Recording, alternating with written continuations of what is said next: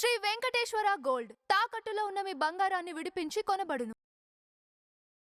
Janasena party తరపు నుంచి క్రియాశీలక సభ్యత్వం తీసుకొని చనిపోయిన జన సైనికులు కార్యకర్తలు ఎవరైతే ఉన్నారో వాళ్ళందరికీ కూడా పవన్ కళ్యాణ్ గారు రీసెంట్గా 7 కోట్ల రూపాయల డబ్బులు అనేవి ఒక్కొక్కరికి 5 లక్షల రూపాయలు చొప్పున ఇంటింటికి కూడా వాళ్ళ కార్యకర్తలు నాయకులు తీసుకెళ్లి పంచారని చెప్పి వార్త వెళ్తుంది. ఎలా అనిపిస్తుంది అంటే నమ్ముకున్న కార్యకర్తల కోసం వాళ్ళు చనిపోయిన తర్వాత ఇలా డబ్బులు పంచడం అనేది? నమ్ముకున్న కార్యకర్తల కోసమే అంత పంచిపెట్టిందంటే మన దేశ ప్రజల కోసం ఎంత ఖర్చు పెట్టచ్చు మనం ఒకటి ఆలోచించుకోవాలి. నమ్ముకున్న కార్యకర్తల కోసమే అంత డబ్బు, ఆయన సొంత డబ్బే కాదు, ఆయన కష్టపడి సినిమాలు తీసిందేగా, సినిమాలు తీసిన డబ్బేగా పంచిపెట్టింది. అన్న కార్యకర్తల కోసం పంచిపెడతాడు, రైతు కోసం పంచిపెడతాడు, ఇతంతుల కోసం పంచిపెడతాడు, మరి మహిళలు వ్రతాలు చేసుకునే మహిళలకి పంచిపెడతాడు, మరి సంతలు బరిగొడ్ల సంతలు ఉంటే సంతలకి పంచిపెడతాడు. అన్నిటి ఒకటని ఏం చెబుతాం, 100 ఉన్నాయి ధర్మం చేసింది అని చెప్పలేము. ట్రాన్స్జెండర్లు అంటే వాళ్ళు పార్వతీ పరమేశ్వరులు, అర్ధనారేశ్వరులు అనమాట. అట్టోళ్ళకి గుర్తింపు తెచ్చింది ఎవరు? మన పవన్ అన్నేగా. వాళ్ళకి రేషన్ కార్డులు ఇవ్వటం, ఆధార్ కార్డులు ఇవ్వటం. అట్లాంటి నాయకుడి గురించి మనం ఎన్ని చెప్పినా వత్తనే ఉంటాయి తొర్లి. ఎన్నిసార్లు అడిగినా కూడా మన వెంకటేశ్వర స్వామి కింద కనుక డబ్బు కొలిసి అలిసిపోయి మా ఆయనకి తల కింద పెట్టుకున్నట్టు అట్ట మన పవన్ కళ్యాణ్ అన్న గురించి చెప్పాలంటే, దాన ధర్మాల గురించి చెప్పాలంటే అట్నే వస్తాయి, అన్ని వస్తనే ఉంటాయి, చెప్తుంటే వస్తుంటాయి. అంటే వరకు కూడా ఎన్నో రాజకీయ పార్టీలు వచ్చినాయి, ఎంతో మంది నాయకులు వచ్చారు. వాళ్ళ జెండా మోసిన కార్యకర్తలు ఏదో ప్రమాదంలో చనిపోతున్నారు. వాళ్ళ కుటుంబ సభ్యులకి వాళ్ళ చదువుల కోసమో ఇళ్ల కోసమో లేదంటే ఆర్థిక అవసరాల కోసం అని చెప్పి 5 లక్షల రూపాయలు ఇచ్చినట్టు ఇప్పుడు వరకు ఏ రాజకీయ పార్టీ చరిత్ర లేదు. మరి పవన్ కళ్యాణ్ గారు ఇలా చేయడం బట్టి మీరేమంటారు? రాజకీయ పార్టీ అనేది పక్కన పెడితే నేను చెప్పేది ఏంటంటే, మన పవన్ కళ్యాణ్ అన్న సిద్ధాంతాలు ఎట్లున్నాయి? అందరూ పార్టీల కోసం పదవుల కోసం పనిచేస్తున్నారు. కొంతమంది ఇప్పుడు పార్టీలలో రాజకీయ నాయకుల కోసం, వాళ్ళ పదవుల కోసం, వాళ్ళ లాభం రావడం కోసం పనిచేస్తున్నారు. జన సైనికులు దేనికోసం పనిచేస్తున్నారు? సిద్ధాంతాల కోసం పనిచేస్తున్నారు, డబ్బుల కోసం పనిచేయట్లేదు. జన సైనికులు వాళ్ళ ఆస్తుల కోసం, వాళ్ళ సొంత డబ్బులతో పనిచేస్తున్నారు. ఒక్కొక్క జన సైనికుడు ఒక్కొక్క ఆయుధం. వాళ్ళని మెచ్చుకోవాలి ఫస్ట్. నేనైతే వాళ్ళని మెచ్చుకుంటున్నాను నేను. ఎందుకంటే వాళ్ళ సొంత డబ్బులతో వాళ్ళకు లేకపోయినా అన్న కోసం దానం చేయటం కానీ, ధర్మం చేయటం కానీ, వాళ్ళు ఏం చేయాలన్నా అన్న కోసం చేస్తారు అనమాట. అట్టని దారి తప్పట్లేదు, అట్టని దారి తప్పి ఇచ్చలవిడితనానికి చేయట్లేదు. ఏడన్నా తప్పు ఉంటే జన సైనికుడు మాట్లాడుతుండు. ఎవరన్నా మాట్లాడినంటే అది జన సైనికుడే. జన సైనికుడు అనేవాడు అన్న సిద్ధాంతాలు నమ్మి నీతిగా చేస్తున్నారు. అడ్డాటి వాళ్ళకి బురద చల్లి తీసేయాలి, ఇదిగో మీ నాయకుడు ఎట్ట చేసిండు, ఇదిగో మీ నాయకుడు ఎట్ట చేసిండు అని అన్న చూపిస్తే అన్న మాట మీద నిలబడే వ్యక్తి వాళ్ళు తీసేస్తున్నా.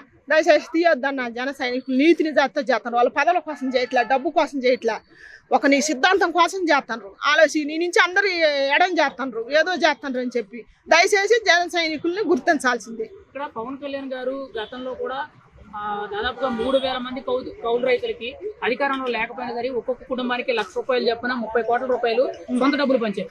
ఇప్పుడు కూడా ఇలాగా ఒక్కొక్కరికి 5 లక్షల రూపాయలు చెప్పిన చనిపోయిన వాళ్ళందరికీ కూడా ఇస్తున్నారు. అంటే పవన్ కళ్యాణ్ గారు ఎంతసేపు కూడా అధికారం ఉన్నా లేకపోయినా ఇలా పంచిపెడుతూనే ఉంటారంటారా? పంచిపెడుతూనే ఉంటాడు. అధికారం కోసం కాదు. ఆయన ఏం చెప్పిండు 15 ఏళ్ల కింద కూడా, నేను అప్పటిది కూడా చూసిన, ఇంత డబ్బు నేను ఒక్కనే తెల్లకపోతున్నా, నేను ఏదైనా చేయాలి ప్రజలకి, నేను ఏదైనా మంచి చేయాలా అని చెప్తుండే ఆయన. నెక్స్ట్ ఆయన సీఎం కాదు, ఆయన ప్రధానమంత్రి కావాలని కోరుకుంటున్నా. ప్రధానమంత్రి అయితేనే మన రాష్ట్ర ప్రజలకు కానీ, మన దేశం ఇప్పుడు ప్రధానమంత్రి అంటే ఏంటిది, అది దాన్ని ఏమంటారు, ఆ దేశాన్ని మొత్తానికి న్యాయం చేస్తారుగా, అది కావాలని కోరుకుంటున్నాను ఫస్ట్. మరి ఈ రోజు ప్రధానమంత్రి నరేంద్ర మోదీ గారు లాంటి గొప్ప వ్యక్తులు కూడా పవన్ కళ్యాణ్ గారిని మెచ్చుకుంటున్నారు. ప్రతి విషయంలో కూడా ఇంపార్టెన్స్ ఇస్తున్నారు. వాళ్ళు ఏ పని అడిగినా కానీ వెంటనే కూడా శాంక్షన్ చేసి చేస్తున్నారు కదా.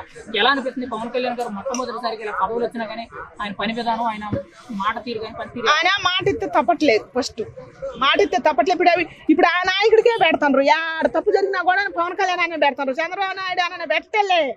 ఇప్పుడు మాట ఇస్తే ఈయన తప్పడు, ఈయనకే పెట్టాలని చెప్పి ప్రతి ఒక్కటి ఏది జరిగినా, ఒక రోడ్లు బాగాలేకపోయినా, ఒక పిల్లలకి ఫీజులు కట్టాలన్నా, దేనికని సరే, ఒక అమ్మాయి నాగం చేసి చంపినా, ఇప్పుడు ఒక భార్యను ఒక భర్త కొట్టినా, ఏది బట్టినా మన పవన్ కళ్యాణ్ అన్న ఫోటో యాడ్ చేస్తారు. ఎందుకంటే అది జరుగుతుంది అనేగా, దాన్ని బట్టే అర్థం చేసుకోవాలి. మన పవన్ కళ్యాణ్ అందాకపోతే జరుగుతుంది అనే కదా.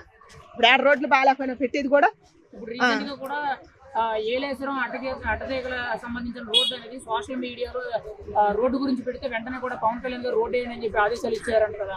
ఎలా అనిపిస్తుందండి? అంటే సోషల్ మీడియాలో వచ్చిన సమస్యలు కూడా పట్టించుకుంటారు. అది జనసేన నాయకుడికి సొంతం, అది పవర్ స్టార్ పవన్ కళ్యాణ్కి సొంతం అనమాట. అందుకే నేను మా ఊరికాడ కూడా ఒకసారి వచ్చిందని ఫస్ట్ లో చెప్పింది. నేను సత్రసాల, నల్గొండ జిల్లా, అడిందాలపల్లి మండలం, సత్తరసాల కాడ రోడ్డు ఎంతో ఒక 10 కిలోమీటర్లు కూడా ఉండదు. తరాలు మారిపోతున్నాయి. 40 ఏళ్ల నుంచి చూస్తాను నేను. రోడ్డు అట్టనే ఉంది. 2 రాష్ట్రాలకు యూజ్ అయ్యేది. ఎంతో మంది వస్తుండ్రు పోతుండ్రు. రోడ్డు భయంకరంగా ఉంటుంది. అందుకే అన్న జెండా ఆడ ఎగరాలని కోరుకున్నాను నేను. ఎప్పటికైనా అది ఏపిస్తాను నేను ఖచ్చితంగా. అన్న బతిలాడేది సరే ఆడ జనసేన జెండా ఎగరాల. జనసేన జెండా ఎగిరితేనే ఆ రోడ్డుకి న్యాయం జరుగుతుంది. అప్పటిదాకా ఏ నాయకుడు ఏపీడు ఎవరి వల్ల కాదు. పవన్ కళ్యాణ్ గారు ఇలా సొంత డబ్బులు ఖర్చు పెట్టడం బట్టి మీరు ఏం చెప్తారు? మరి ఏం చెబుతారంటే దానకరుడు నేను చెప్పినగా. ఆయన ఒక్కడే పవన్ కళ్యాణ్ అన్న వ్యక్తి ఒక్కడే సొంత డబ్బులు ఖర్చు పెట్టేది. ఎవ్వరు పెట్టరు. ఎన్ని కోట్లు సంపాదించుకోరు. ఏం చేసుకుంటారయ్యా? ప్రజల కోసం ఖర్చు పెడితే మీకు మంచి పేరు వస్తుందిగా. పేద ప్రజలను ఖర్చు పెడితే ఆయన కష్టపడి షూటింగులు తీసిన డబ్బులే ఖర్చు పెడతాను కదా. అది నేను చెప్పేది.